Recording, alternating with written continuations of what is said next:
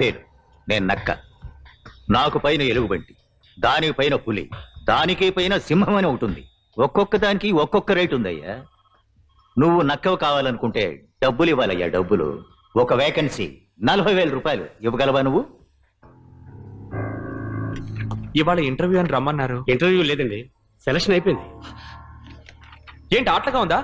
ఇవాళ ఇంటర్వ్యూకి రమ్మని ఆల్రెడీ సెలెక్ట్ అయ్యారంటారేంటి? ఏంటి సార్ ఇది? ఇది ప్రైవేట్ కన్సర్న్, ఎవరికి రీజన్ చెప్పాల్సిన అవసరం లేదు. సివై ముందు చదువుకుంది బీబీఏ, అది 52%. ఏ ఎక్స్ట్రా క్వాలిఫికేషన్ లేదు, సింగిల్ ఎక్స్పీరియన్స్ లేదు. ఇతన్ని గవర్నర్ చేసి అందరూ ఎక్కించాలని ఆశపడుతున్నారా? సార్, ఇతని క్వాలిఫికేషన్ కి ఏం పని దొరుకుతుంది? ఊరికి పోయి వ్యవసాయం చేసుకోమనండి.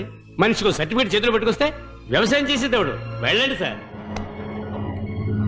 సరే, ఇంకో చోటు వెళదాం. అయినా వాడు ఎంతో పొగరుబోతంతో మాట్లాడాడు కాదు, నాకే కోపొచ్చింది.